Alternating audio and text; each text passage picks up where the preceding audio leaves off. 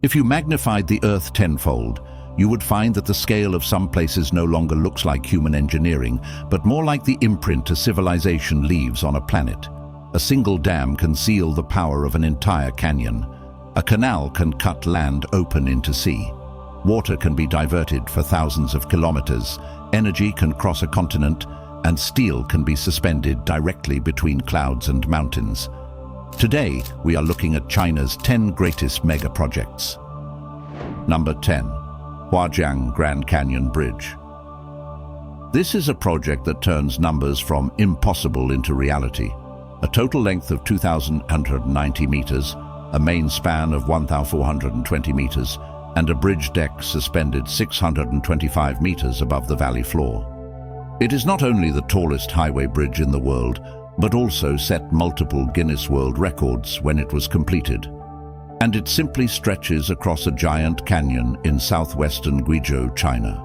The Huajiang Grand Canyon itself is a terrain barrier whose depth and steepness are both close to the extreme.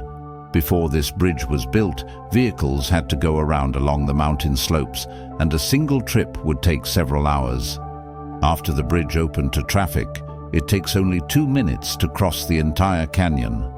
The biggest challenge in building this bridge was the terrain.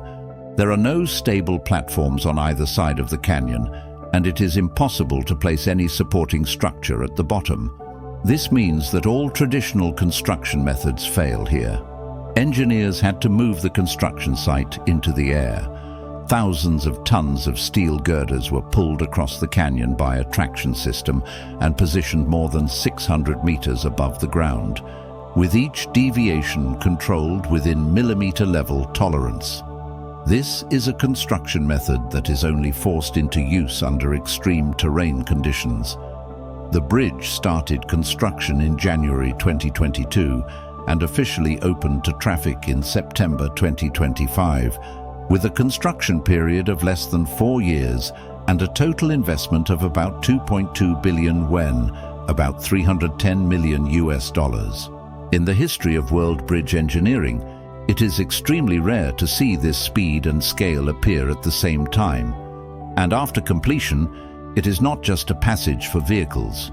The bridge itself has been planned as a bridge tourism integrated project.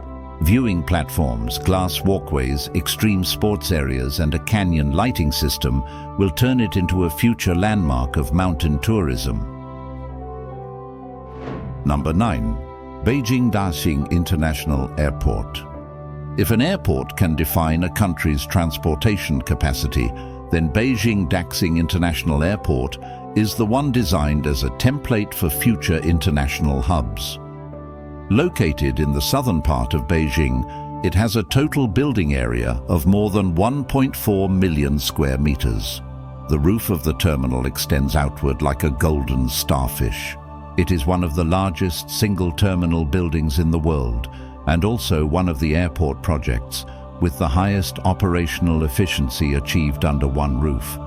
The construction goal of Daxing Airport is straightforward: relieve the saturation pressure of the capital airport and create a global hub that can serve the coming decades. To achieve this, it takes minimizing the distance from passengers to boarding gates as its core design principle. No matter where you check in, the walking time to the farthest gate is controlled at around 8 minutes. For an airport handling more than 100 million passengers a year, this is almost an efficiency that goes against physics. Daxing Airport began construction in 2014 and officially entered operation in 2019, with a total investment of more than 80 billion yuan. Completing a world-class super-large airport in 5 years is a rare speed in the history of modern airport construction. It is also one of the world's first hubs to fully adopt a smart airport system: self-service baggage drop, fully paperless boarding, AI traffic flow scheduling, automated baggage sorting. None of these are tech showcases, but exist so that passengers don't feel the giant scale inside a giant airport. Its presence has changed Beijing's aviation landscape and pushed the air network in northern China to a new hub level. Number 8. Yangshan Deep Water Port. On the map of world ports, Yangshan Deepwater Port entered the scene in a rather unconventional way. Other countries dig their ports deeper. China chose to move an entire port out into the deep sea and build it there. Shanghai is one of the busiest cargo cities in the world, but it has a natural limitation. The mouth of the Yangtze River is shallow, and the larger the ship, the harder it is to dock. As global trade enters the era of ultra-large container ships, any port without deep water conditions will be eliminated by the times, no matter how busy it is now. The solution was not to deepen the seabed, but to move the port into the sea. In the Zhoushan archipelago near its site, the water depth meets the draft requirements of the world's largest ship types. Therefore, engineers chose to reclaim land between the islands, build terminals, and lay collection distribution systems, constructing a deep-sea port area from scratch. To integrate this offshore deep-water port with Shanghai as a whole, the 32.5-kilometer Donghai Bridge was built. This cross-sea corridor transports equipment, personnel, and cargo flows to and from the port area and also integrates Yangshan with Shanghai's port system into one. Phase 1 of Yangshan started in 2002 and entered operation in 2005. It has been continuously expanded since then, forming today's multi-phase port layout. Among them, Phase 4 is one of the world's largest fully automated container terminals. Rail-mounted gantry cranes, AGV unmanned vehicles, and sorting systems are almost entirely automated, processing global cargo flows at extremely high efficiency. Why invest tens of billions of yuan to build a port at sea? Because it solves a strategic problem. Shanghai's growth is no longer constrained by geographical conditions. Deep water areas bring larger ships, faster turnaround, and more stable global routes, enabling Shanghai Port to maintain the world's #1 cargo throughput for many consecutive years. Number 7. Pinglu Canal. The Pinglu Canal is the first large-scale artificial waterway built in China since the founding of the modern nation. It stretches 135 kilometers, with a total estimated investment of 72.7 billion yuan and an average construction cost of about 500 million yuan per kilometer. The excavation volume is enormous. Engineers describe it as enough earth and rock to fill three gorges reservoirs. The canal starts in Hangzhou, Nanning, and ends in Lingshan, Qinzhou, linking directly to the Beibu Gulf. Once completed, it will accommodate 5,000-ton class vessels, ending Guangxi's long-standing situation of being close to the sea, yet lacking a direct river-to-sea route. Ships will no longer need to detour through older inland waterways, cutting 560 kilometers off the journey and saving an estimated 5.2 billion yuan in transportation costs every year. Its impact goes far beyond Guangxi. As a key project of the new Western Land-Sea Corridor, the Pinglu Canal will significantly enhance logistics efficiency, bulk cargo transport capacity, and export access for Western China, giving inland regions a faster and more direct maritime route. Construction officially began in August 2022 and is scheduled for completion in 2026. For Guangxi and the broader Western region, this is more than an artificial waterway. It is a strategic project capable of reshaping regional economic dynamics. This allows bulk goods from the southwest region to directly enter international shipping routes. Number 6. West-East electricity transmission. China has a natural contradiction in its energy layout. Electricity is in the west, demand is in the east. The west has world-class wind, solar and hydropower resources, while the east concentrates the densest urban clusters and industrial belts. If clean power from the west cannot be efficiently delivered to the east, this enormous energy advantage cannot fully play its role. The West-East Electricity Transmission Project was created to solve this contradiction. Its core technology is ultra-high voltage UHV transmission. With traditional power lines, a large amount of electricity is lost over distances of more than 1,000 kilometers. The farther the power travels, the greater the loss. The UHV solution is to raise the voltage level to the million-volt class, allowing power to be transmitted over long distances across provinces with lower losses and higher efficiency. Put simply, it turns transmitting electricity over thousands of kilometers into a routine capability.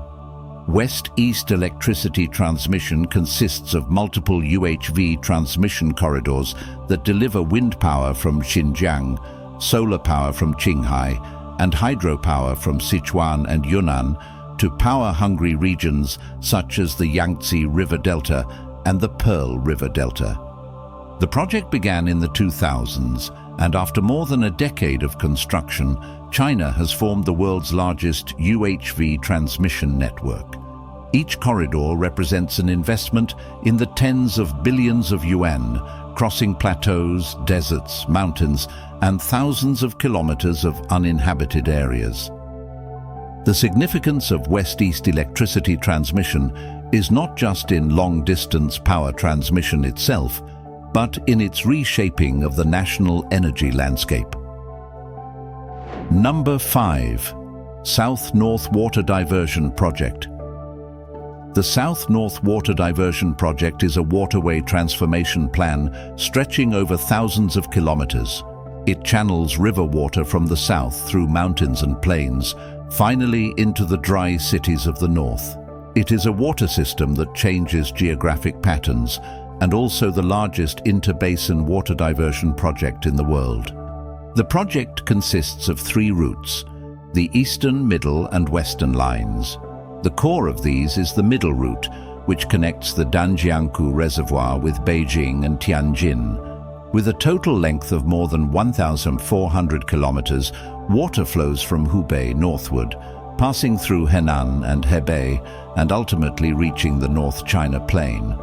The eastern route uses multiple pumping stations to lift Yangtze River water northward, following the Beijing-Hangzhou Grand Canal system to provide water for cities and industries in Jiangsu, Shandong, and other provinces. The western route, still in planning and feasibility studies, will in the more distant future supplement the upper reaches of the Yellow River, further improving the overall water resource layout of northern China. Since its launch in 2002, the project has directly benefited hundreds of millions of people. The meaning of South-North water diversion is very direct. It frees the densely populated regions of the north from being constrained by natural precipitation, providing a long-term water resource foundation for urban development, agricultural irrigation, and ecological restoration. Number 4. Sichuan-Tibet Railway.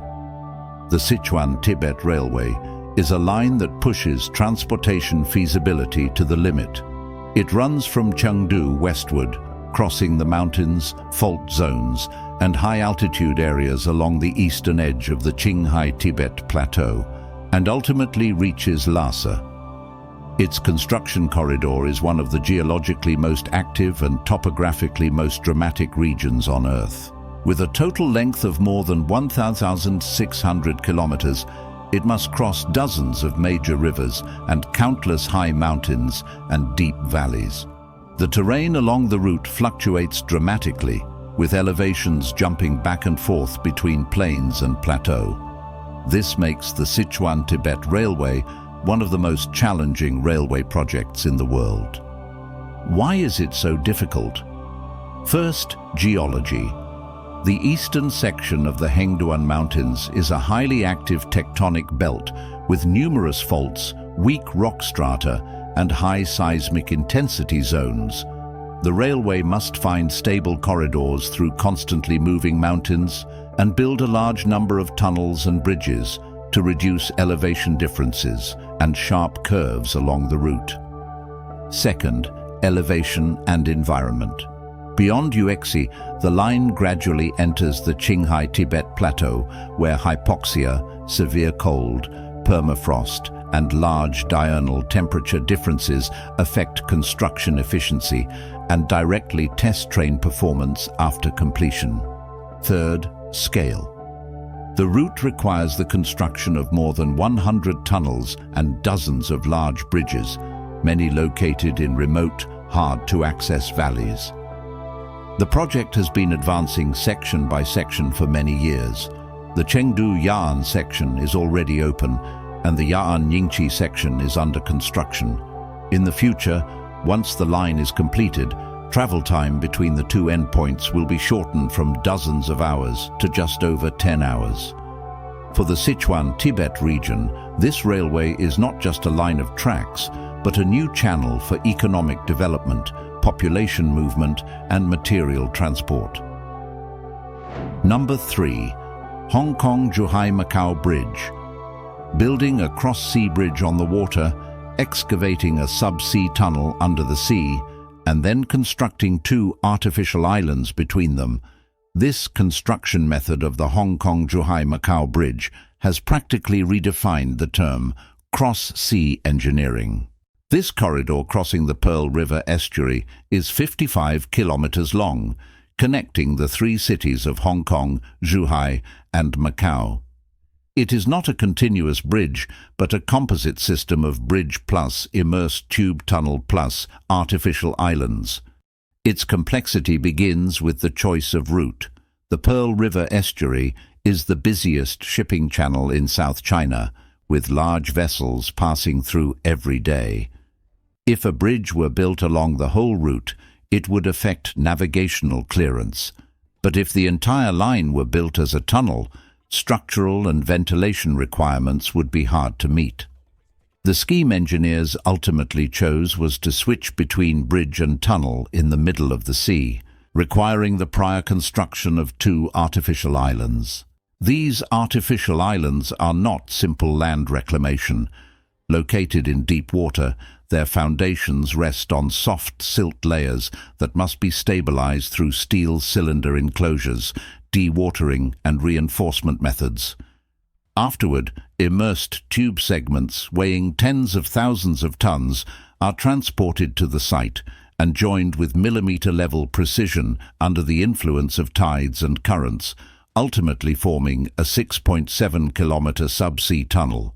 This is one of the most challenging immersed tube projects in the world. The entire project started construction in 2009 and opened to traffic in 2018, with a total investment exceeding 100 billion yuan. Once completed, the bridge reduced the overland travel time from Zhuhai to Hong Kong from 3 hours to half an hour, connecting the 3 cities with a stable maritime corridor for the first time.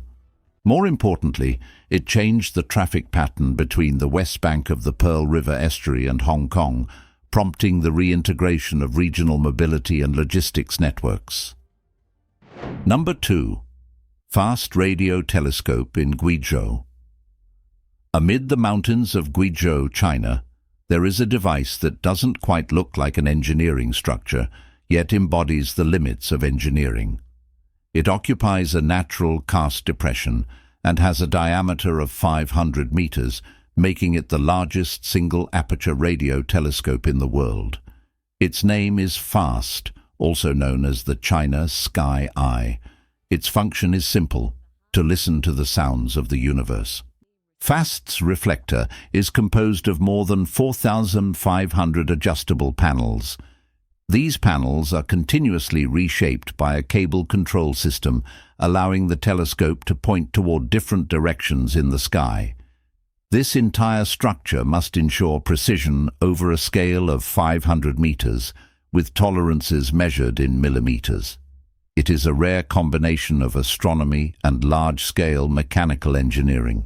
It was built in Guizhou because this region has some of the densest karst landforms in the world. The depressions are deep, the terrain is enclosed, and the radio environment is extremely quiet, minimizing interference from human activity. To this end, a radio silence zone has even been established locally, limiting communication devices to keep noise from entering the observation system. FAST began construction in 2011, and its main works were completed in 2016, with a total investment of about 1.1 billion yuan. But what truly took time was not the money, but the precision. To give a 500-meter telescope millimeter-level shape control capability, every cable, every panel, and every segment of the drive system must achieve extremely high stability. FAST's high sensitivity allows it to receive more and more distant celestial signals than before, making it an important observational base for global radio astronomy. Number 1. Baihetan Hydropower Station. When the Three Gorges Dam was completed, it seemed unmatched. Yet on the Jinsha River in southwestern China, there is a project that pushes the conversion of hydropower to its highest level. This is the Baihetan Hydropower Station, the largest single-unit capacity hydropower station in the world at present, and one of the highest standard projects among similar facilities worldwide. It is located in a gorge area on the border of Sichuan and Yunnan, where the river is fast, the drop is large, and the terrain is complex. This makes it an ideal stretch for hydropower development, but also one of the most challenging sections for construction. The Baihetan Dam stands 289 meters high and is a concrete double-curvature arch dam that must remain stable under enormous water pressure over the long term, placing extremely high demands on structural precision and material performance. The core of Baihetan lies in its generating units. Each unit has a capacity of 1 million kilowatts, making them the largest hydroelectric generating units in the world. The station's total installed capacity reaches 16 million kilowatts, equivalent to the total electricity consumption of multiple medium-sized cities. It not only generates a massive amount of power, but also undertakes peak regulation tasks for the regional grid, providing an important source of power for the West-East electricity transmission system.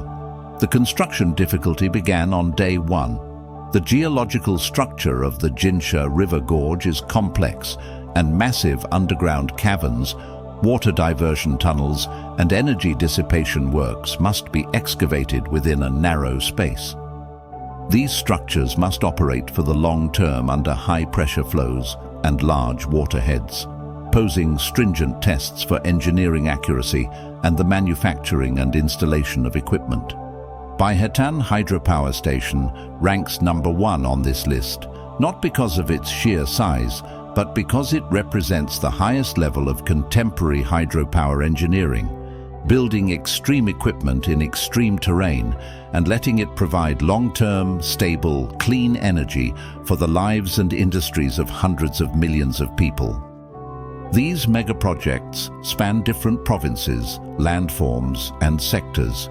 Some extend into the deep sea, some cut through mountain ranges, and some alter the courses of rivers. Their purpose has never been simply to build bigger, but to make the operation of the country more stable, faster, and clearer. This is the power of China's megaprojects. Thank you for watching. If you enjoy this kind of content, remember to like, subscribe, and tell us in the comments. What topic do you most want to see next?